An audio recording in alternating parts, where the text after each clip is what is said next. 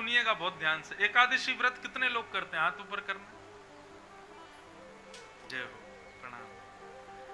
अब हमारी एक बात सुनो, एकादशी व्रत का प्रयोजन क्या है? क्यों रखते हैं हम एकादशी? व्रत का मतलब होता है अपन किसी, अभी अगर हमसे पूछा जाए व्रत का मतलब क्या है, अन्न का त्याग व्रत मानते हैं हम लोग। लेकिन वास्तविक व्रत पता है क्या है? उपभोग की जितनी भी वस्तु हैं जिसके बिना हम जी ही नहीं पाते, उसका त्याग करना व्रत कहलाया जाता है।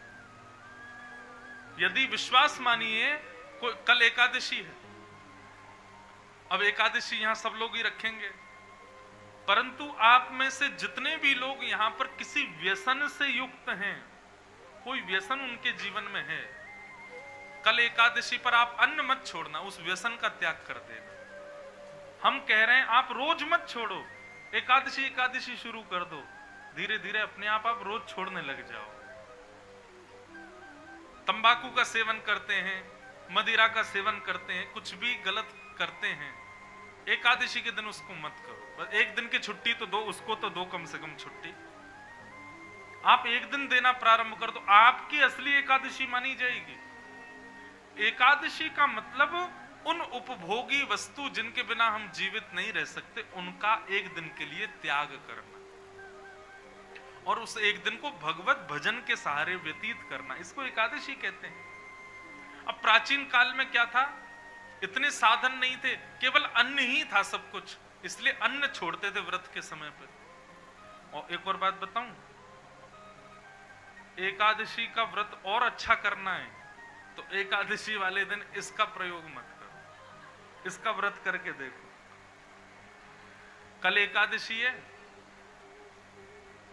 व्रत करना है तो अन्न से तो क्या, केवल जीव की एकादशी क्यों कराते हो हमेशा? बेचारी इस जीव ने क्या बिगाड़ा हमारा, इसी की एकादशी क्यों होती? एक एक इंद्रिय को लाइन पे लो, धीरे धीरे आंखों को की भी एकादशी करवाओ, कानों की भी करवाओ। और महाराज आजकल सारी इंद्रियां जिस पर आसक्त हैं, ये फोन। एक दिन एकादशी व्रत हमारे कहने से आप ऐसे कर लो कि 24 घंटे समय पूछ लो बिल्कुल, एकादशी कितने बजे शुरू हो रही है, कितने बजे पूरी हो, उतनी देर फोन चलाना ही नहीं है, यूज ही नहीं करना, बिना फोन के रह के देखो।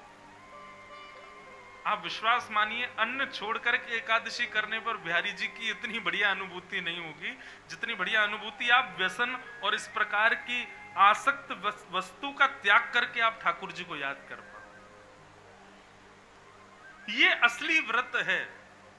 व्रत लेने हैं तो ये लोग, अब नवरात्रि आएगी, 9 दिन लोग अन्न नहीं खाएंगे। महाराज ऐसे ऐसे लोग भी देखे मैंने, केवल पानी पीते, दूध पी के रह लेते हैं। कोई बड़ी बात नहीं है, फोन के बिना रह के दिखाओ 9 दिन तो माने हम, नहीं रह पाओ। व्रत का मतलब उस वस्तु का त्याग जिसके बिना आप विचलित हो जाओ। प्राचीन, अब 500-600 वर्ष पहले अन्न के बिना ही नहीं रह पाता था आदमी, इसलिए अन्न का त्याग किया जाता था एकादशी के दिन। अब आजकल तो बहुत सारी चीजें हो गई हैं, उनका त्याग करके देखो एकादशी के दिन। सही बता रहे हैं, 9 दिन में यदि नई देवी भद्रकाली प्रकट हो जाए, वाह, तेने फोन नहीं चलाया, 9 दिन से तूने फेसबुक नहीं खोला। ऐसा नहीं है कि फोन बुरी वस्तु है, परंतु बंधुओं, हमारी आसक्ति ठाकुर जी के अलावा किसी में भी होगी ना तो वो बुरी बन जाएगी। और इस समय सत्य मानिए, आसक्ति का मूल केंद्र बिंदु यही बन गया है, आसक्ति। मैं तो अपनी कथाओं में कहता हूं 50 साल बाद तो ऐसा हो जाएगा। अब धीरे धीरे आज का जो युवा समाज है, यूथ है, उनको भोजन पानी थोड़ी चाहिए, उनकी खुराक देखो, 2 रोटी, 1 रोटी, चावल दाल, ये तो वो हफ्ता में 1 आध दिन खाते हैं, बाकी के दिन तो पिज्जा बर्गर थोड़ा थोड़ा खा के उनका पेट भर जाता है। क्यों? भोजन छूट गया हमारा, इसकी वजह से खुराक कम हो गई है बच्चों की, पौष्टिक खाना बंद कर दिया है आज के युवाओं ने।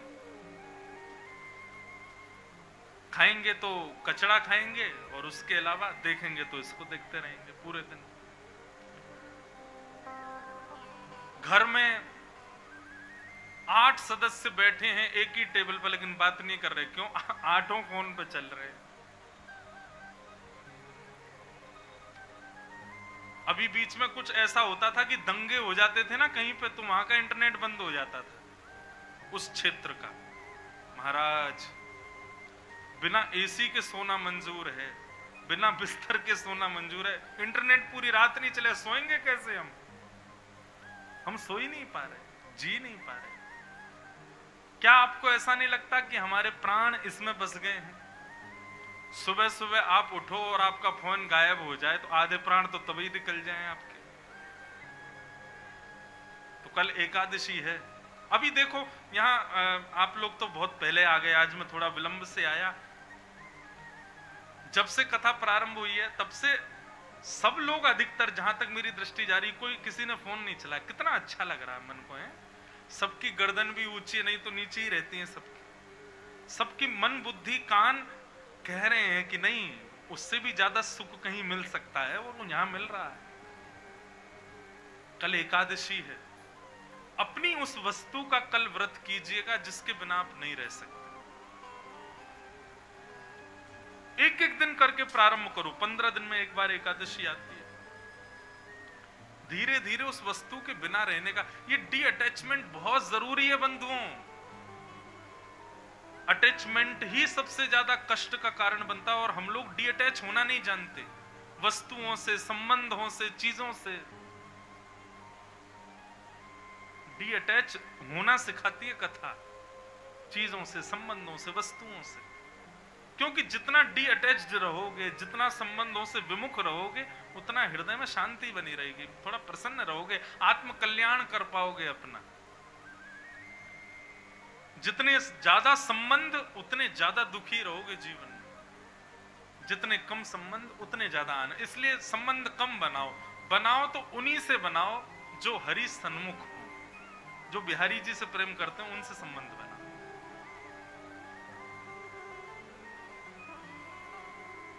तो नारद जी महाराज कह रहे हैं, बोले भैया मंदा सुमंद मतयो, मंद बुद्धि है, मंद भाग्या युपद्रुता, इनका भाग्य भी मंद हो चुका है कलयुग के लोगों का। और कैसे हैं कलयुग के लोग? बोले सत्यम नास्ति, सत्य तो बोलते ही नहीं है।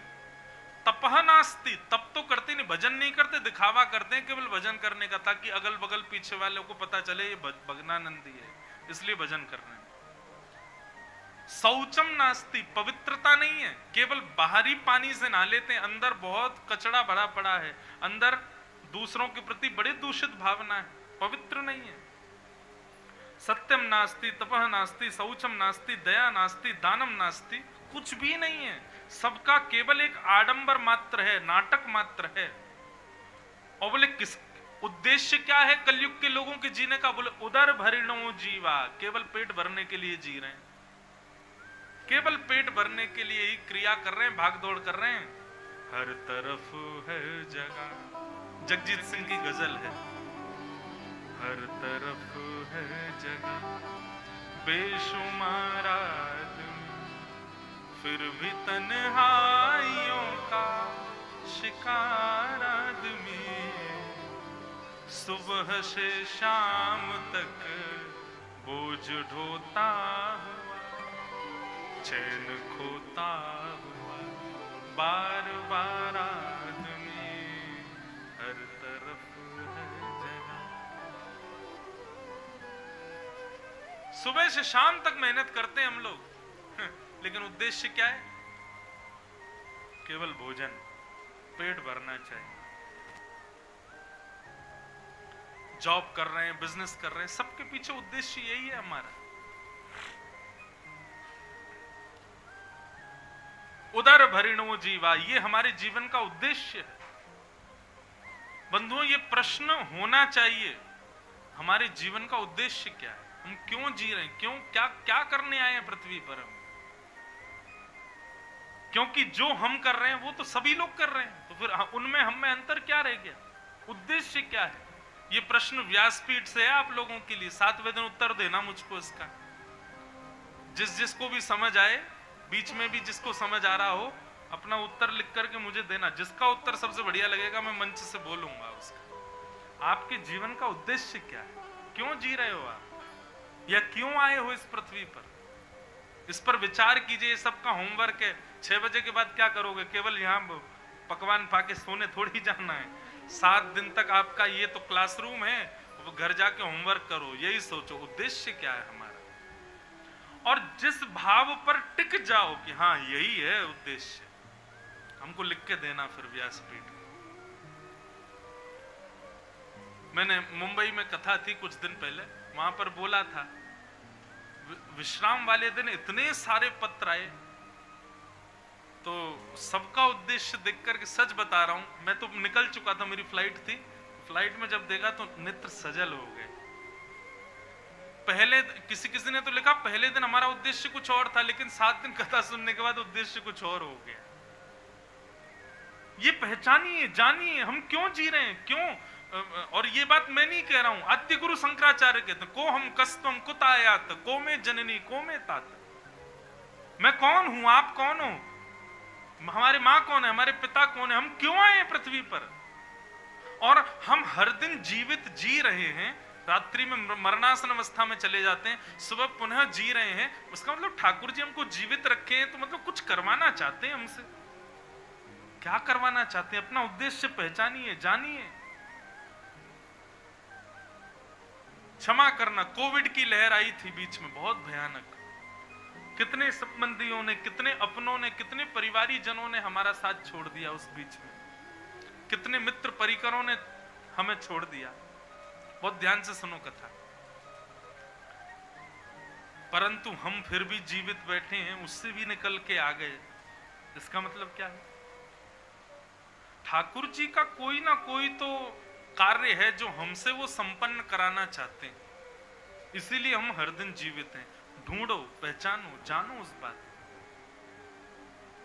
इसलिए अपने जीवन का उद्देश्य क्या है, ये आप सबके लिए होमवर्क है, इसको पूरा करो। और जिसको जब समझ आ जाए, बुद्धि ठौर हो जाए, स्थिर हो जाए, बोले यही उद्देश्य है, लिख करके हमको देना व्यासपीठ पर। हम देखें भाई क्या सीख रहे हो आप लोग। उदर भरिणो जीवा, नारद जी कहते हैं केवल पेट भरने के लिए जी रहे हैं संसार के लोग। बरा का कूट भाषण, और क्या कहते हैं, बोले पाखंड निरताः संतो वृक्ता सपरिग्रह। बोले संत नहीं रह गए, संतों के नाम पर केवल पाखंड रह गया है। केवल और केवल अपने प्रभाव से सबको रिझाने में लगे हुए संसार के लोग। ये अपने आप को संत कहने वाले, वैष्णव कहने वाले, सब नहीं है बंधुओं ऐसे, पर अधिकतर ऐसे ही हैं। सब नहीं है, गिनती के हैं, केवल एक उंगली में ही गिन जाएंगे इतने लोग वास्तविक हैं। बाकी तो सब लोगों ने केवल और केवल भक्ति को भी, और इस व्यास मंच जैसे पवित्र स्थान को भी केवल और केवल दूसरे कार्यों के लिए इसका प्रयोग करते हैं। हम खुद कह रहे हैं मंच से। बस इतना कह दें, व्यासपीठ मांगने के लिए नहीं है, व्यासपीठ तो देने के लिए। और देने के लिए भी कोई साधारण नहीं, श्री कृष्ण को प्रदान करने के लिए व्यासपीठ मिलती है। बहुत बड़ा दायित्व है व्यास के ऊपर, और व्यास उस दायित्व को नहीं समझता, इसके लिए उसको भोगना पड़ेगा।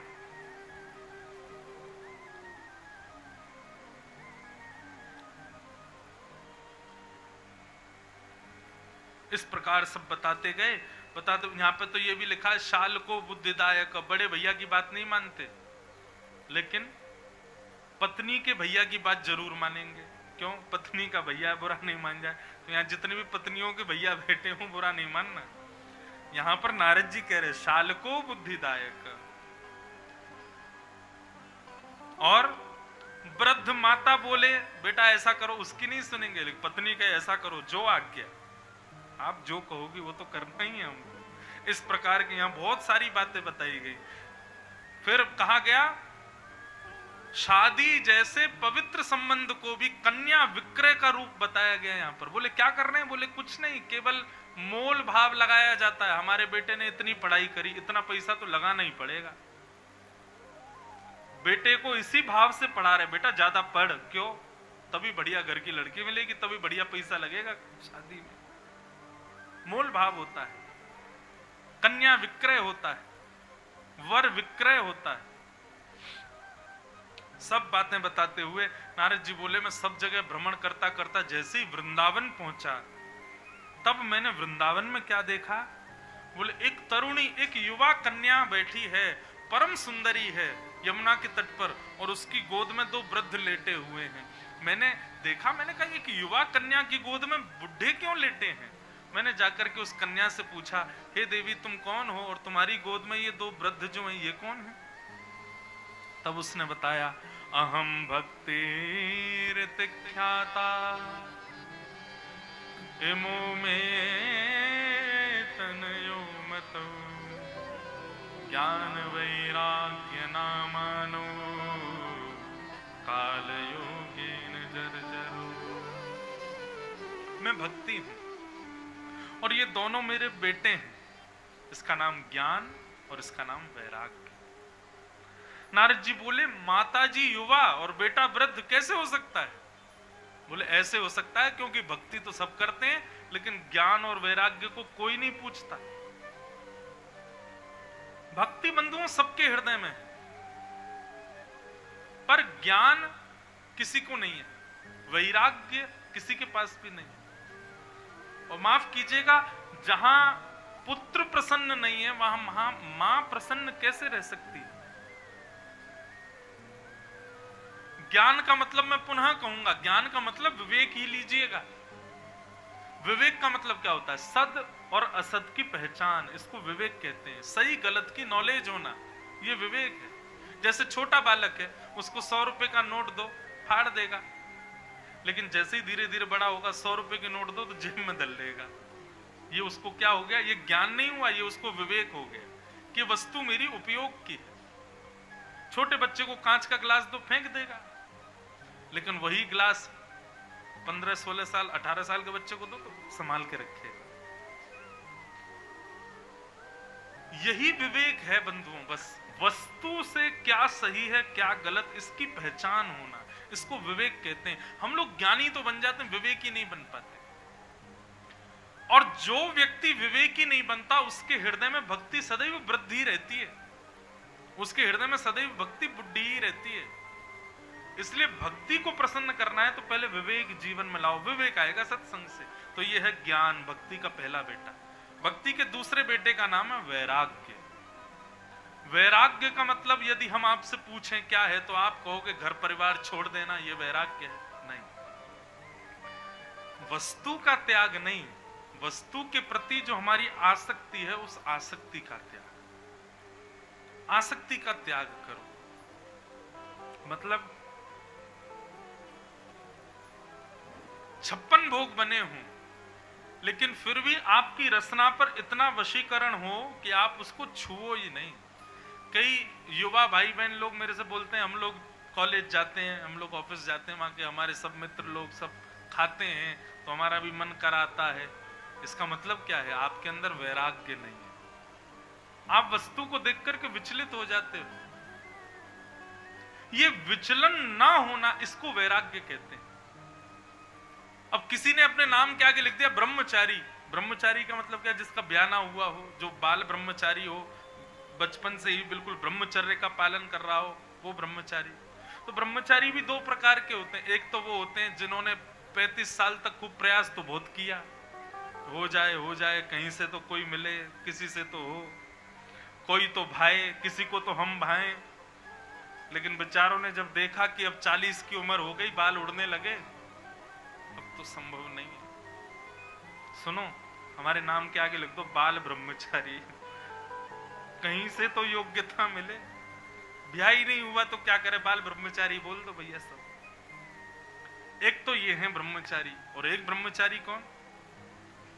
अत्यंत सुंदर हैं और अत्यंत सुंदरी नारियों के अप्रोचेस के बाद भी अपने आप को वशीकृत करके रखे, अपने मन को विचलित ना होने दे,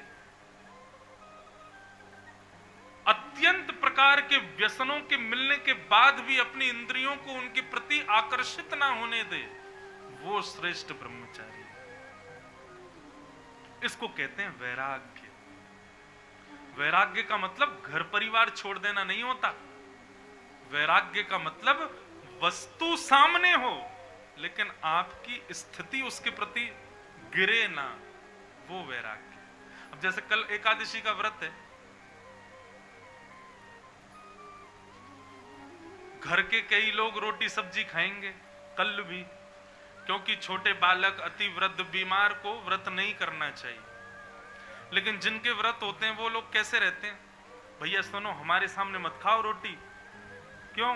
अब तुम खा रहे हो, मन हमारा हो रहा है। आपका व्रत उसी समय टूट गया जिस समय आपका मन हो गया कि ये खा रहा है मैं भी खा लूं। कब द्वादशी आएगी, कब हमारा व्रत टूटे? व्रत उसी समय टूट जाता है जिस समय आप वस्तु के प्रति आकर्षित हो गए। अब अभी परसों वो थी जन्माष्टमी, तो जन्माष्टमी के दिन हमारा व्रत कुछ ज्यादा ही खतरनाक वाला करते हैं। कुछ नहीं पाएंगे, रात में ठाकुर जी का अभिषेक करेंगे, उसके बाद अभिषेक का ही जो चरणोदल होगा उसको पंजीरी में मिला के पाएंगे, उसी से ही व्रत तोड़ेंगे।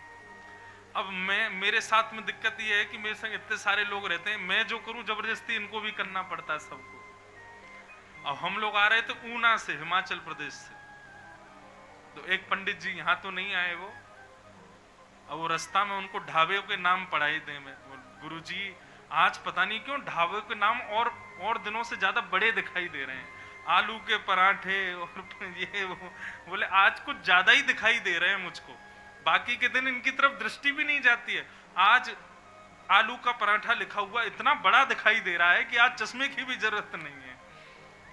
मैंने कहा महाराज आपका व्रत टूट गया। क्यों? क्योंकि वस्तु का नाम सुनते ही आपकी जीभ में पानी आ रहा है, तो उसका मतलब आपका व्रत टूट गया। ये व्रत थोड़ी है।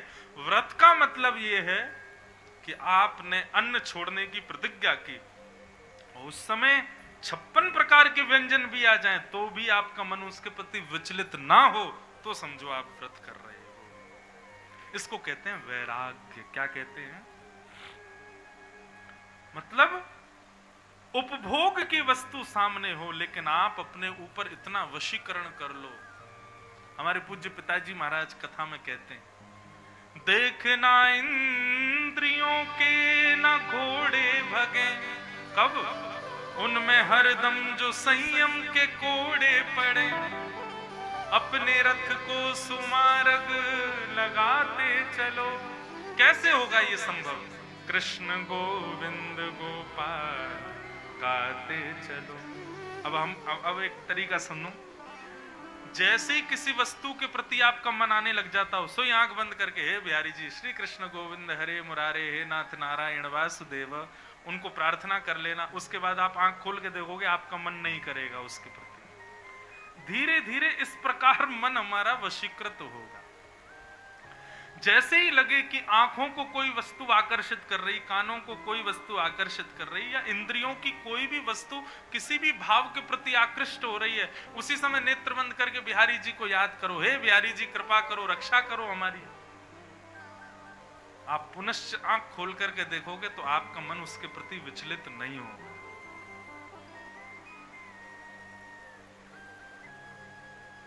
अब कल एकादशी व्रत है, तो जिन जिन के घर में लोग अन्न खाएं उनके सामने ही खड़े होना, खाओ हमारे सामने, और जैसे ही मन करे सही हे बिहारी जी हे कृष्ण गोविंद हरे मुरारे हे नाथ नारायण वासुदेव, आप जैसे ही आंख खोल करके देखो आपका मन नहीं करेगा। ठाकुर जी के भजन में, नाम में, स्मृति में इतनी सामर्थ्य है, हमारी प्रत्येक इंद्रिय को संभाल सकते हैं वो। और मैं अपनी कथाओं में कहा करता हूं, वास्तविक रक्षा यही है बंधु।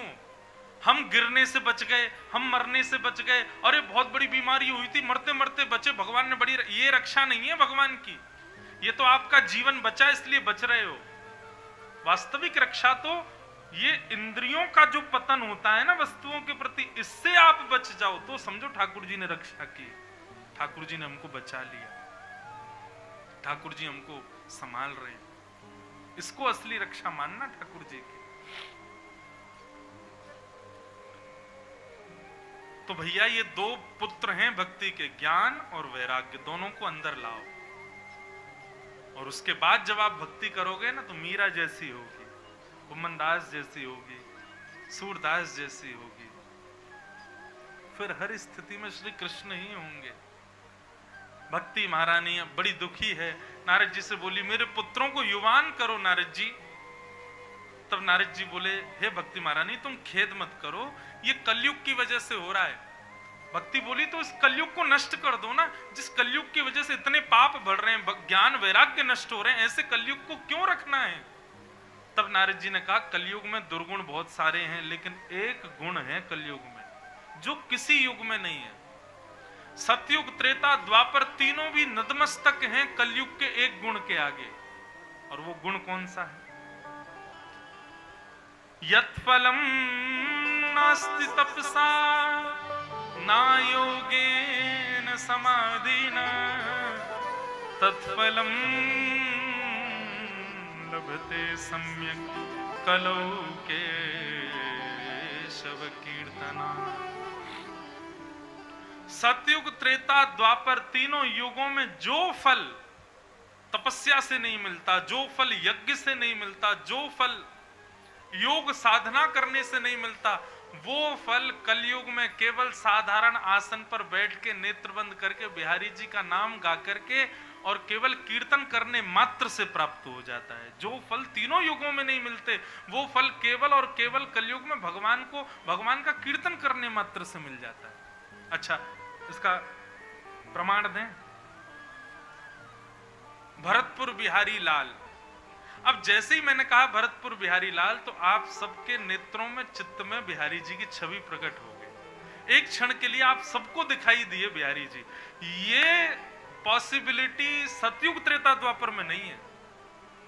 वहां पर कितना भी कहें चतुर्भुज बिहारी, वहां पर कितना भी कहें शंख चक्र गदा पद्मधारी, जब तक आप साधना नहीं करोगे, जब तक आप तपस्या नहीं करोगे, तब तक आपके चित्त में उनका प्रतिबिंब दिखेगा ही नहीं। ये केवल कलयुग में ही है कि यहां नाम लेते ही आपको भगवत दर्शन हो जाता है, भगवत स्मृति हो जाती है। अभी मैं कहूं श्री जयपुर के गोविंद देव जी, तुरंत आपको वो प्रांगण दिखाई दे जाएगा। कैसा सुंदर प्रांगण, गोविंद देव जी खड़े हैं, बड़े बड़े नेत्र हैं श्री गोविंद देव जी के, और जयपुर का वो सिटी पैलेस सब एक साथ स्मृति में आ जाएगा। ये संभव केवल कलयुग में है और कहीं नहीं है। इसलिए नारद जी कहते हैं, बोले भैया 1000 वर्ष तपस्या करने के बाद जिन भगवान की झांकी हृदय में प्रकट होती है सतयुग त्रेता द्वापर में, वो झांकी कलयुग में केवल हरि संकीर्तन करने मात्र से मिल जाती है। इसलिए कलयुग में भगवत प्राप्ति बड़ी सरल है बाकी के युगों से। इसलिए कलयुग को नहीं मार सकते भक्ति रानी। कलयुग में पाप भले ही है, लेकिन बात वही है ना, सबसे सुंदर पुष्प कमल है लेकिन खिलता कीचड़ में ही है। भक्ति सबसे सहज कलयुग में है, लेकिन कलयुग में पाप बहुत हैं। इनसे बच जाओ तो भक्ति कर पाओगे। लेकिन अगर भक्ति का मार्ग अपना लिया तो जो सतयुग में नहीं हुआ, जो त्रेता में नहीं हुआ, जो द्वापर में नहीं हुआ, वो कलयुग में संभव है। इसलिए कलयुग बड़ा श्रेष्ठ है, इसको हम नहीं मार सकते। लेकिन तुम चिंता मत करो, तुम्हारे पुत्रों के लिए मैं कोई व्यवस्था करता हूं। नारद जी महाराज भ्रमण करते करते बद्रीनाथ पहुंचे और बद्रीनाथ में उनको भगवान के प्रथम अवतार मिले, सनक सनंदन सनातन सनत कुमार। और सनत कुमारों से उन्होंने पूछा कि ज्ञान वैराग्य कैसे युवान होंगे। तब सनत कुमारों ने कहा केवल सत्संग से हो सकते हैं। बोले सत्संग तो बहुत सारे हैं, गीता का ज्ञान भी सत्संग है, वेदों का ज्ञान भी सत्संग, कौन सा सत्संग? तब सनत कुमारों ने कहा सत्कर्म सूचको नूनम ज्ञान यज्ञ स्मृतो बुधई श्रीमद् भागवतालाप सतु गीतः सुखादिवि। ये भागवत की कथा सबसे बढ़िया सत्संग है, क्योंकि इसमें सबका सार आ जाएगा। यही सुनाओ, इसी से ही ज्ञान वैराग्य पुष्ट हो जाएंगे। और भागवत की कथा गंगा के तट पर हुई, सनत कुमारों ने कथा की और उसी कथा के मध्य में ज्ञान वैराग्य के सहित भक्ति महारानी प्रकट हो गई। भक्ति सुतौ तौ तरणौ गृहीत्वा प्रेमैक रूपा सहसा विरासित श्री कृष्ण गोविंद हरे मुरारे नाथेति नामानि मुहुर्व वदन्ति। ज्ञान और वैराग्य दोनों युवान हो गए और भक्ति महारानी कथा में प्रकट हो गई। ऐसी भागवत की कथा जो ज्ञान वैराग्य और भक्ति को युवान करती है, उस भागवत को हम बारंबार प्रणाम करते हैं। इस प्रकार भागवत के महात्म का प्रथम सर्ग सुनाया गया। भागवत के महात्म का प्रथम भाव यहाँ पर सुनाया गया। बोलो वृंदावन बिहारी लाल की जय। अब यहाँ से भागवत का द्वितीय भाव सुनाया जा रहा है, जो है धुंधुकारी की कथा, गोकर्णोपाख्यान। ठाकुर जी बड़े कृपालु, आज भी नाथ कृपा करते हैं बंधु। हमें आपको अनुभव नहीं होता, क्योंकि अनुभव के लिए भक्त दृष्टि चाहिए। आज भी ना जाने कितनी आपत्ति विपत्तियों से हम सब बच जाते हैं, ठाकुर जी कृपा करके जाते हैं।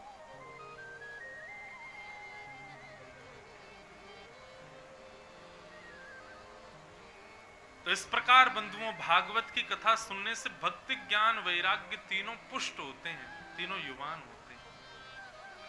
अब आगे कथा सुनाई गई। एक ऐसे बालक की जिसने अपने माता पिता से द्वेष किया, द्रोह किया, और भागवत ने उसका भी कल्याण किया। जिनके नाम से सब लोग परिचित हैं, धुंधुकारी। प्रसंग कुछ इस प्रकार प्रारंभ होता है।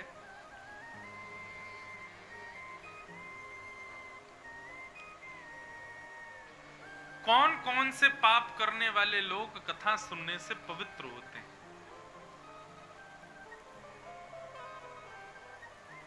कौन कौन से पाप करने वाले लोग कथा सुनने से अपने पाप से विमुक्त हो जाते हैं? तब यहां बताई गई ये कथा। ये मानवा पाप कृतस्तु सर्वदा सदा दुराचार रता विमार्गगा क्रोधाग्निदग्धा कुटिलश्च कामिन सप्ताह यज्ञेन कलो पुनन्ति ते। जिसने अपने जीवन में सारे पाप किए हैं, जितने भी पाप संसार में हो सकते हैं, सब किए। ऐसा व्यक्ति भी यदि सप्ताह कथा सुन ले और इस भाव से सुन ले कि मैं पाप मुक्त होना चाहता हूं। अच्छा, पाप मुक्त आप किसको समझते हो? हम पाप मुक्त हुए हैं ये कैसे पता चले? हमने कोई पूर्व में पाप किया और फिर हर की पौड़ी पर जाके स्नान कर लिया तो हमको लगता है पाप धुल गए हमारे। आपका पाप नष्ट हुआ है, इसका प्रमाण क्या है? इसका प्रमाण ये है कि दोबारा उस पाप को करने की इच्छा भी पैदा ना हो, तो समझो कि आपका पाप नष्ट हुआ है। इच्छा तो हो रही है लेकिन आप कर नहीं रहे हो, तो इसका मतलब अभी भी पाप बचा है। इच्छा तो हो रही है हमारी, पर हम करेंगे नहीं। यह है पाप से निवृत्ति, इच्छा भी पैदा ना हो।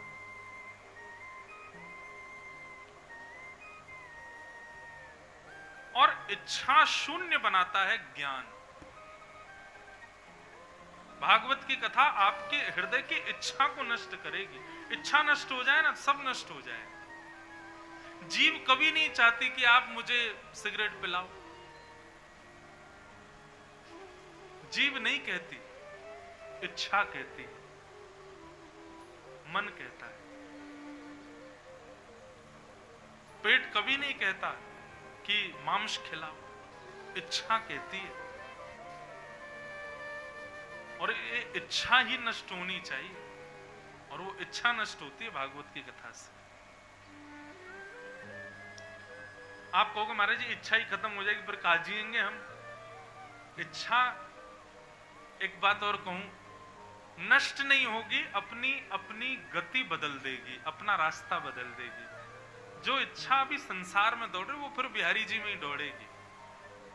फिर जीव को भी सांसारिक वस्तु खाने की इच्छा कम होगी, वो इच्छा ज्यादा होगी जो बिहारी जी का भोग लगे। कानों की सांसारिक चर्चाएं सुनने की कम इच्छा होगी, ये इच्छा ज्यादा होगी कोई कथा सुनाओ, कोई भगवत चर्चा सुनाओ।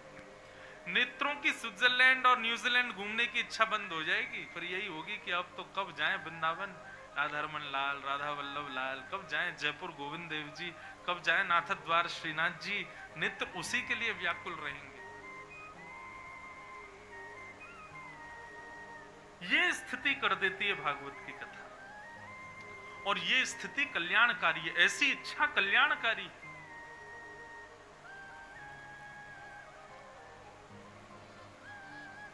तो जिसने अपने जीवन में अनंत पाप किए हों लेकिन भागवत की कथा इस भाव से सुने, हे भागवत जी मेरे हृदय को पवित्र करो, तो भागवत कथा श्रवण करने के बाद यदि वो जो पाप किए थे वो दोबारा करने की इच्छा पैदा ना हो तो समझो आप पवित्र हो, आपके हृदय में परिवर्तन आ गया। इच्छा हो रही है लेकिन हम कर नहीं रहे, तो इसका मतलब पाप अभी भी बचे हैं, अभी और कथा सुनो। अच्छा है, इच्छा होना और ना करना ये भी अच्छा है, पर इच्छा भी नहीं होनी चाहिए, इच्छा भी नष्ट हो जाए। मुझसे लोग कहते हैं आपका मन नहीं करता कि आप भी जीन्स पहनो, आप भी हमारी तरह टी शर्ट पहनो। मैं पहले खूब पहनता था, लेकिन जब से हम व्यासपीठ पर बैठे धीरे धीरे धीरे अपने आप छूट गया सब।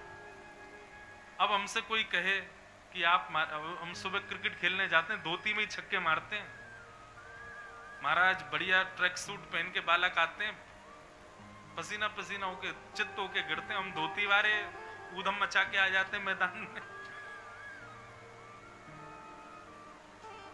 लोग कहते हैं आपकी इच्छा नहीं होती, मैंने कहा बिल्कुल नहीं होती, मन ही नहीं होता। ऐसा भी नहीं कि मन कर रहा हो हम पहने ना, मन ही नहीं होता, इच्छा ही नहीं होती, और यही स्थिति होनी चाहिए। हम अमेरिका भी ऐसे घूम आते, कनाडा भी ऐसे ही जाते हैं, फ्लाइट में भी ऐसे ही घूमते हैं, रात में सोता भी मैं धोती पहन के ही हूं। आप कहेंगे इसके पीछे कोई कारण? हाँ, कम से कम रात्रि 12 बजे भी कोई आए तो स्वरूप से ऐसा ही लगेगा कि ठाकुर जी का बंदा है, ठाकुर जी का।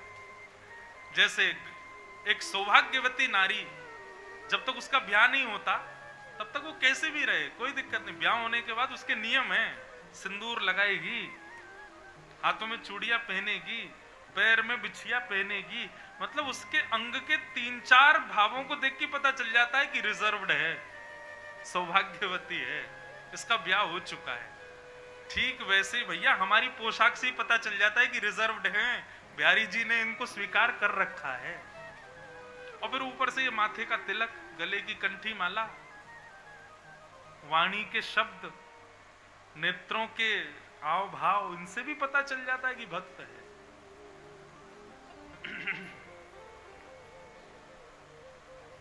पत्नी कहे ब्याह के बाद मेरा मन नहीं होता सिंदूर लगाने का, लेकिन मैं तो बस लगाती हूं, नहीं ऐसा नहीं होता।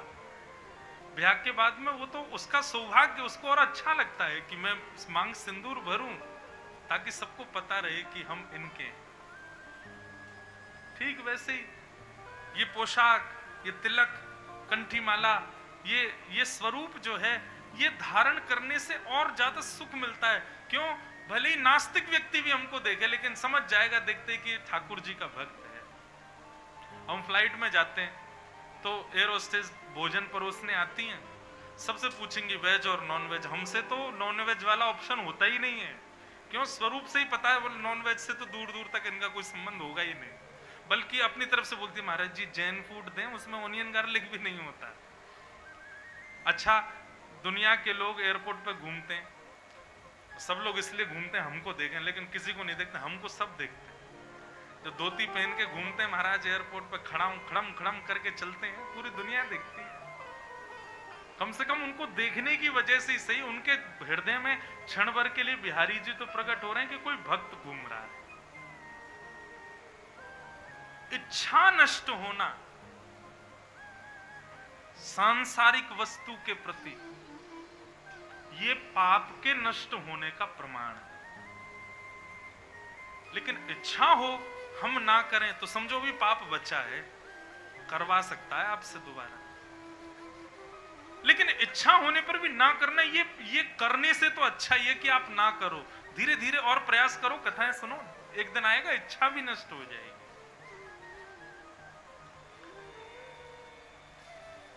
तो पहली सीढ़ी क्या होगी कि आप जब 7 दिन बाद, आप सबको पता है, यहां बैठे सब लोगों को पता है कि हम किस वस्तु के प्रति आ सकते हैं, 7 दिन बाद उस वस्तु के सामने जाना। इच्छा तो होगी पर करना मत, बस यहीं से प्रारंभ करो। फिर और कथाएं सुनना, सत्संग सुनना, यूट्यूब पे सुनना, कहीं सुनना, थोड़ा हृदय में परिवर्तन लाना प्रारंभ करना। 1 आध महीने के अंदर आप अनुभव करोगी कि अब इच्छा भी खत्म हो गई, अब मन ही नहीं होता। तब समझना कि उसका जो पाप था वो खत्म हो गया, नष्ट हो गया। पाप जीवित है तो इच्छा जीवित रहेगी।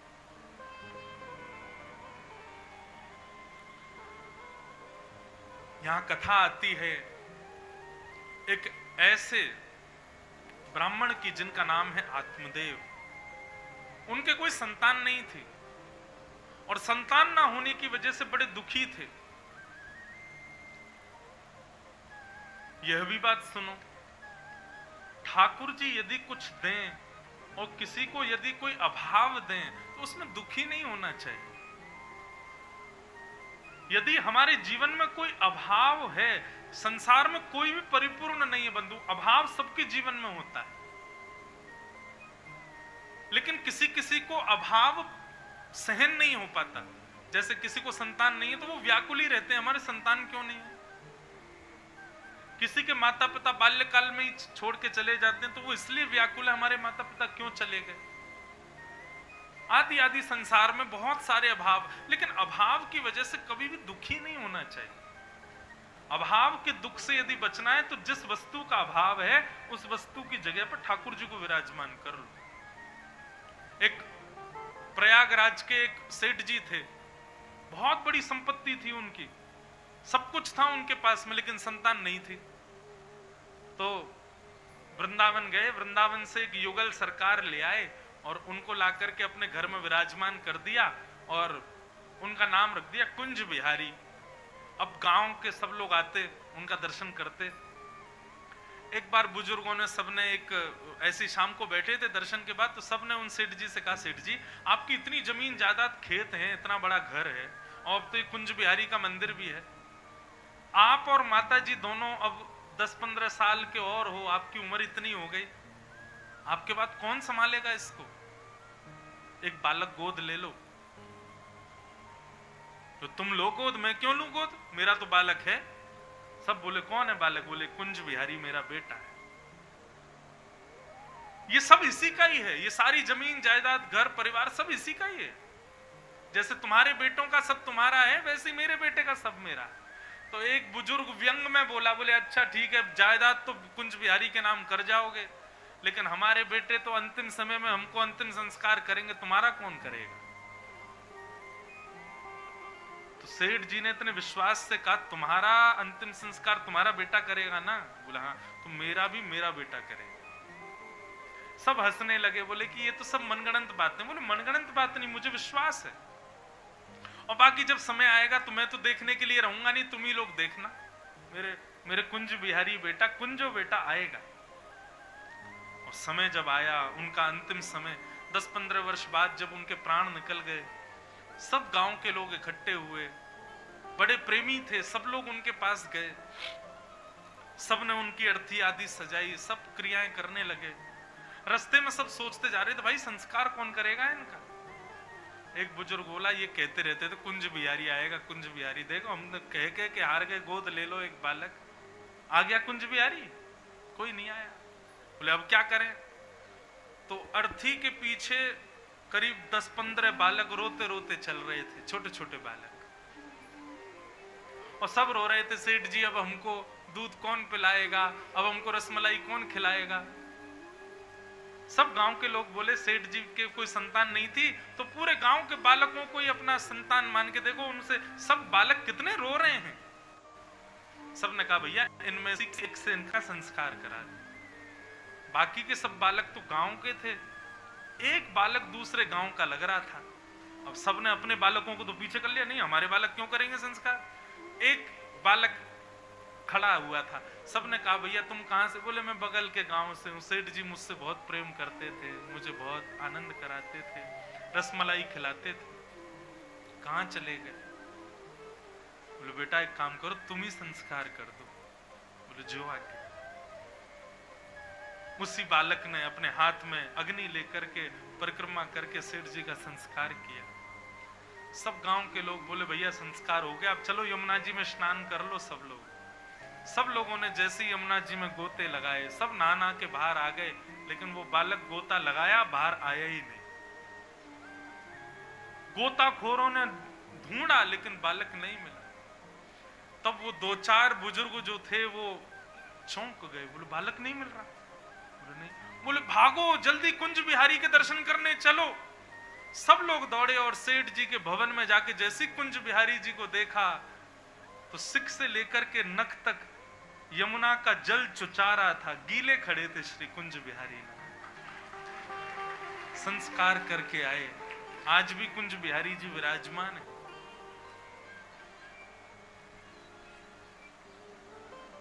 किसी संबंध का अभाव यदि जीवन में है बंधु, तो वहां ठाकुर जी को विराजमान करो। किसी भी वस्तु का अभाव जीवन में है, उस जगह ठाकुर जी को विराजमान करो, कभी अभाव अनुभव होगा ही नहीं।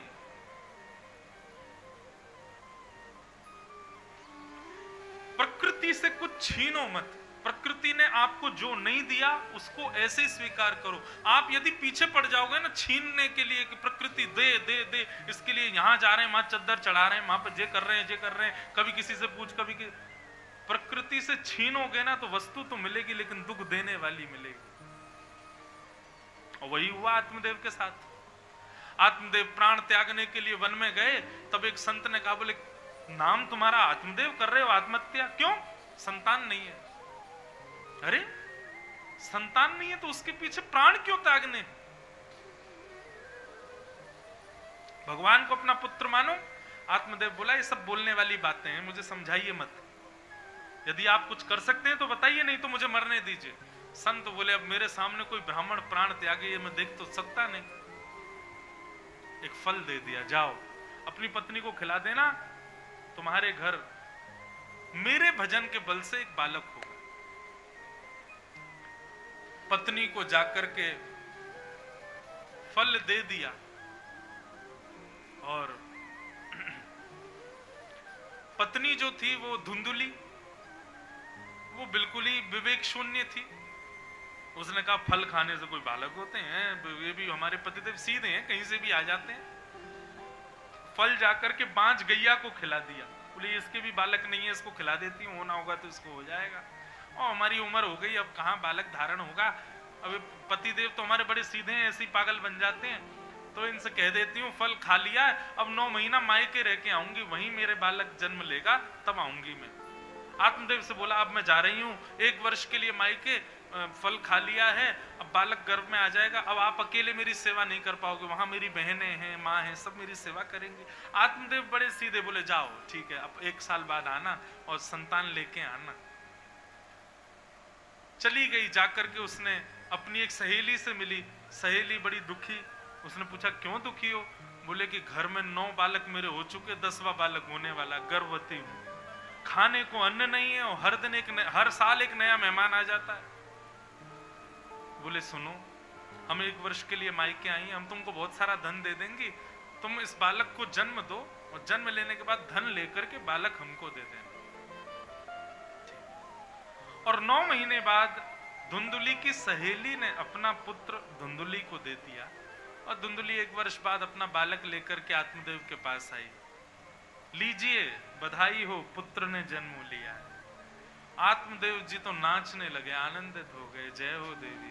अब जीवन में लग रहा है कि अब पूर्णता आ गई, इस बालक का नाम मैं नारायण रखूंगा। धुंधुली बोली नहीं, मैंने जन्म दिया है, मेरा नाम धुंधुली, बेटे का नाम धुंधुकारी। अच्छा जैसी तुम्हारी इच्छा, इसका नाम धुंधुकारी। इतने में ही कुछ दास दासियां आए, आकर के बोले महाराज बधाई हो, आपकी गौशाला में गाय ने भी एक मानव जैसे बालक को जन्म दिया है। आत्मदेव जी तो नाचने लगे, जय हो कृपा नाथ, बड़ी कृपा आपकी, मां का एक पुत्र आपने 2 दिए। गौशाला में जाकर के जब बालक को देखा तो कान गाय जैसे लंबे, लेकिन अंग बिल्कुल मानवों जैसा। भगवत प्रसाद, संत प्रसाद। और इस बालक का नाम रखा गोकर्ण। बंधु, नाम से बहुत बड़ा प्रभाव पड़ता है बालक के जीवन पर। इसलिए आजकल एक नए गुरुजी आए हैं, लोग उन्हीं से पूछ के नाम रखते हैं, गूगल गुरुजी। लोग बाग घर में बालक जन्म लेता है तो गूगल गुरुजी से पूछते हैं, आप बताओ नाम क्या होना चाहिए। ठीक है, ऑप्शंस बहुत सारे दे देते हैं गुरुजी, पर फिर भी ब्राह्मणों से, गुरुजनों से अक्षर जो बालक की राशि से आवे, उस अक्षर से सुंदर भगवत संबंधी नाम बालक का रखो। और जैसा नाम होगा वैसे ही गुण उसके अंदर आने लग जाएंगे धीरे धीरे। आजकल क्या नया फैशन चला है, इतने खतरनाक नाम रखते हैं बालकों के, उसका अर्थ माता पिता को ही नहीं पता। गूगल गुरुजी ने जो बता दिया उसी से ही काम चल रहे हैं। स्त्री पुरुष का नहीं पता चल रहा कि स्त्री का नाम है कि पुरुष का नाम है। हिंदू मुस्लिम का नहीं पता चल रहा कि कौन है, बस नाम है। ऐसा नहीं, गुरुजनों से आज्ञा लेके माता पिता सब लोग सुंदर श्रेष्ठ भगवत नाम रखो। और देखो, नाम रखने हैं ना बालकों के, तो फिर अभी से गोपाल सहस्त्र नाम, विष्णु सहस्त्र नाम, इनके पाठ करो। हजार हजार नाम है भगवान के, उनमें से निकल के आएगा ठाकुर जी का कोई बढ़िया नाम, वही नाम रखो बालकों का। और फिर नाम बढ़िया रख दो और उसके बाद निकनेम कुछ और रख दो, वो भी नहीं करना है। क्योंकि जिस नाम से आप ज्यादा उच्चारण करोगे, बालक को पुकारोगे, वही नाम उसका एक प्रकार से ऊपर रजिस्टर होगा। नाम तो है उसका, क्या कहते हैं, लक्ष्मी रमण। नाम तो है उसका जो है श्री वत्स, इतने बढ़िया बढ़िया नाम। लेकिन घर में आप उसको मोन्टू बोल रहे हो, उसको आप कुछ भी बोल रहे हो, मतलब कुछ भी विलग ऐसे जो निकनेम रख देते हैं, ऐसा नहीं करना। निकनेम भी ऐसे रखो जैसे यशोदा मैया ने रखे, कान्हा, कन्हैया, गोपाल, गोविंद, इस प्रकार के निकनेम रख लो, रखने ही है तो। नाम लेकिन शुद्ध पवित्र होना चाहिए। धीरे धीरे दोनों बालक बड़े हुए। गोकर्ण पंडित ज्ञानी बना और धुंधुकारी महान दुष्ट। माता पिता के लाड़ प्यार ने बिगाड़ दिया धुंधुकारी को। मां के पास आता, चुपके से पैसे लेकर के चला जाता, जुआ खेलता। धीरे धीरे और बड़ा हुआ, मदिरा पान करने लगा। रात्रि में लेट घर आता, माता पिता चिंतित हो जाते। लेकिन एक ही पुत्र है, क्या कहें। गोकर्ण जी तो गुरुकुल में पढ़ते हैं, वो घर रहते ही नहीं है। एक समय आया, अब तो वैश्यागमन करने लगा। मां से आकर के कहता, पैसा दो। मां बोली, पिता से छुप छुप के कितना दे दिया तुझे, अब और कितना चाहिए। मां ने आज देने से मना किया तो बाहर से एक डंडा लेकर के आया और अपनी मां को ही पीटने लगा। धुंधुली ने तो कुआं में कूद करके प्राण ही त्याग दिए। इससे बड़ा कष्ट क्या होगा कि मेरा ही पुत्र मुझे मार रहा है। पुत्र उसका था नहीं, था तो वो किसी और का। आत्मदेव जी घर छोड़ के चले गए, बोले इससे बढ़िया तो मैं बिना पुत्र का ही था। प्रकृति जो वस्तु आपको नहीं दे रही है, इसका मतलब आपकी उसमें भलाई है। आप प्रकृति से उसको छीनोगे तो इसका मतलब आप अपने पैर पर खुद कुल्हाड़ी मार रहे हैं। इसलिए सहजावस्था में जो मिल जाए उसको स्वीकार करो, जो नहीं मिले उसके प्रति ज्यादा विचलित मत हो जाइए। आत्मदेव जी वन में चले गए। वन में गोकर्ण जी महाराज पहुंच गए। कहा, पिताजी क्या बात है, आप इतने दुखी क्यों हो। तब पिताजी ने बताया, बोले तेरे बड़े भैया की वजह से इतना दुखी हूं। तब आत्मदेव जी को यहां पर गोकर्ण जी ने 2 श्लोकों में ज्ञान दिया। इसको गोकर्ण गीता कहते हैं और यही आज की कथा का मूल सार है। इसके बाद कथा विश्राम होगी, बहुत ध्यान से सुनना, एक एक शब्द सुनना। हमारे पूज्य पिताजी महाराज के गुरुदेव अनंत श्री विभूषित श्री रामानुज प्रपन्नाचार्य गुरुजी महाराज, मेरे दादा गुरुदेव, मैं 6 महीने का था जब वो भगवत धाम प्रस्थान कर गए, तो मुझे उनका ज्यादा संयोग नहीं मिला, लेकिन उनकी कई किताबें मैंने पढ़ी। हमारे दादा गुरुदेव कहते थे कि ये 2 श्लोक में संपूर्ण 18,000 भागवत के श्लोकों का सार है, ये 2 श्लोक। इसलिए बहुत ध्यान से सुनना। श्री गोकर्ण जी महाराज कह रहे हैं, पिताजी, देहे स्थिमां सरुधिरो विमतिं त्यजत्वम् जाया सुतादिषु सदा ममतां विमुञ्च पश्यानिशं जगदिदं क्षणभङ्गुनिष्ठं वैराग्यरसिको भवभक्तिनिष्ठः। पिताजी, क्यों दुखी हो आप? बोले, मेरा बेटा धुंधुकारी इतना दुष्ट निकला, अपनी मां को मारता है, वैश्यागमन करता, मदिरा पान करता, घर के सारी सामग्री बेच दी उसने। ऐसा पुत्र, इससे पिता खुश कैसे रह सकता है? धुंधुकारी जी बोले, 2 मिनट के लिए पिताजी ये भूल जाना कि मैं आपका बेटा हूं, और मेरी बात ध्यान से सुनना। दुख का कारण बेटा नहीं है, दुख का कारण बेटे के व्यवहार भी नहीं है। दुख का कारण है कि वो आपका है, ऐसा आप मानते हो। पराया व्यक्ति कितना भी बड़ा पाप करे, हमको कष्ट क्यों नहीं होता? क्योंकि हमारा नहीं। कष्ट तभी होता है पिताजी जब हम किसी को अपना मानते हैं। संसार में केवल अभिनय कीजिए सबको अपना मानने का। अपना मानने की जब बारी आए तो केवल ठाकुर जी को ही मानना और किसी को मत मानना। इसीलिए तो दुखी हो आप पिताजी। आप कथा सुन के बाहर निकले, रोड पर कोई 18-19 साल का बालक तंबाकू खा रहा हो, आप रोकोगे उसको? नहीं रोकोगे। क्यों? आपका नहीं है ना। लेकिन कोई आपके घर का बालक गलत काम कर रहा हो तो आप गाड़ी भी रोकोगे, उतरोगे भी, 2-4 धरोगे भी, उसकी शिकायत भी करोगे। आपके हृदय को कष्ट भी होगा, रात में सोओगे भी नहीं, चिंता हो जाएगी। क्यों? अपना। ये माम का, ये मेरा जो है, यही कष्ट का कारण है। बाकी कष्ट का कारण व्यक्ति या व्यक्ति की क्रिया नहीं होती। कष्ट तब बन जाती है जब वो हमारा है, तब। समझ में आ रही है बात? गलत काम तो संसार में कितने लोग कर रहे हैं, हमको सबसे पीड़ा क्यों नहीं होती? क्योंकि हम सबको अपना नहीं मानते। पिताजी, दुख के 2 कारण हैं, पहला अहमत्व और दूसरा ममत्व। पहला दुख का कारण है अभिमान, अपने प्रति जो हम अभिमान रखते हैं, यह दुख का कारण है। किस बात का अभिमान करते हैं हम? शरीर के प्रति अभिमान, बुद्धि के प्रति अभिमान, रूप के प्रति अभिमान, आंखों की ज्योति के प्रति अभिमान, अपनी रसना के प्रति अभिमान, अपने गुणों के प्रति अभिमान।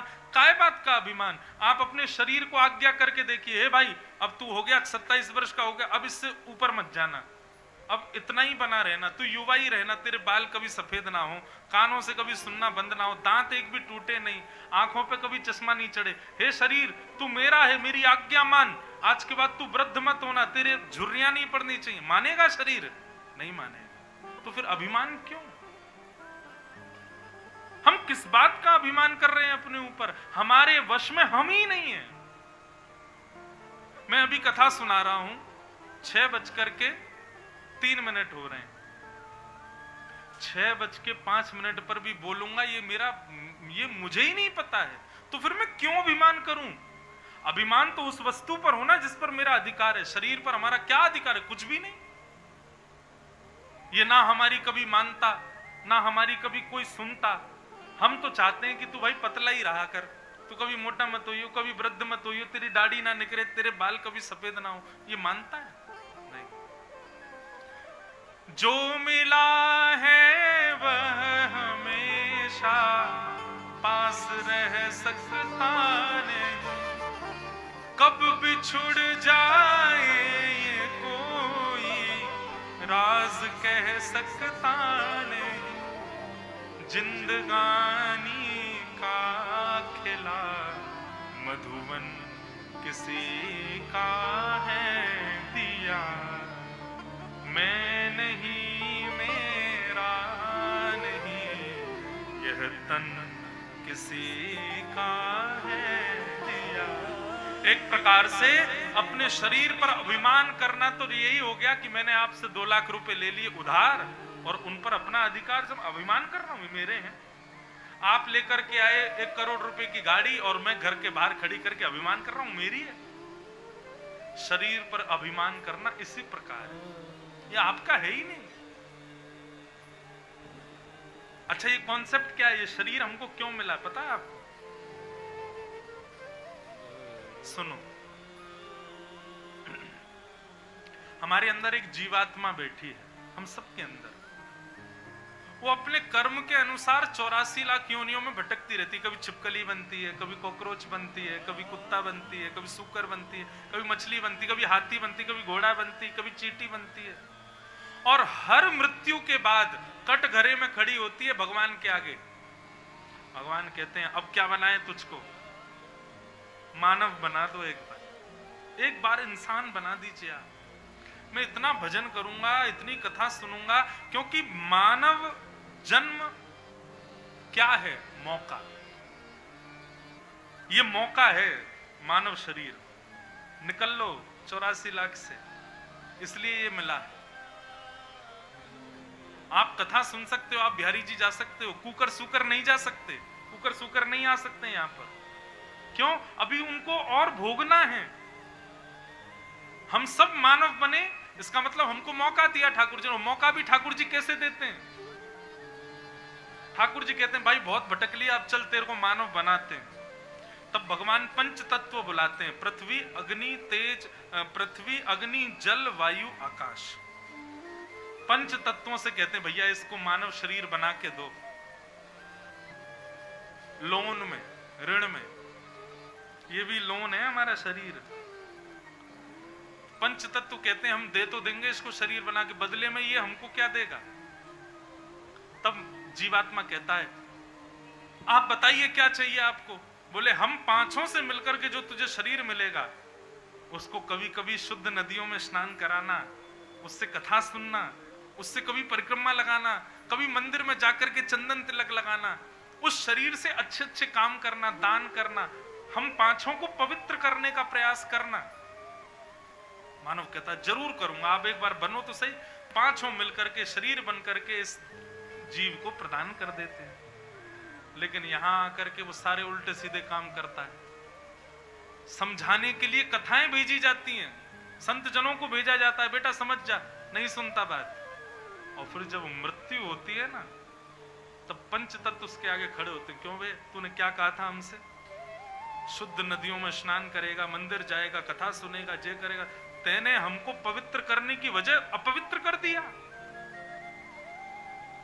और इन पांचों के रुष्ट होने की वजह से भगवान पुनश्च उसको कटघरे में खड़ा करते हैं और उस पर फिर केस लगते हैं, इसने ये किया, ये किया, ये किया, ये किया, हमको इतना पवित्र किया। हमको 10 बजे नींद आती थी, ये 2-2 बजे तक उठाता था रात में हमको इतना मोटा कर लिया, इतना कोलेस्ट्रॉल इसने बढ़ा लिया, मांस खाया, ना जाने कितने जीवों को खा गया, कितनी मदिरा पान की इसने, नाथ हमको अत्यंत अपवित्र कर दिया इसने।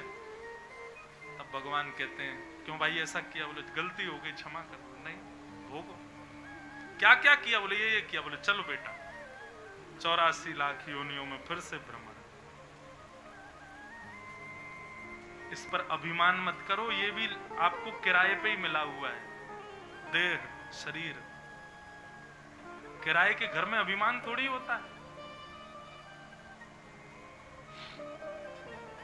तो पहला दुख का कारण अहम, और दूसरा दुख का कारण, पहला दुख का कारण तो ये मेरा है, और दूसरा दुख का कारण वो मेरा है, ये बेटा मेरा, बेटी मेरी, पत्नी मेरी, बच्चे मेरे, कोई अपना नहीं है। ये सब केवल हम लोग अभिनय कर रहे हैं बंधु, हमारी सबकी पिक्चर चल रही है और हम सब उसमें अपना अपना रोल निभा रहे हैं बस। लेकिन गलती क्या होती है?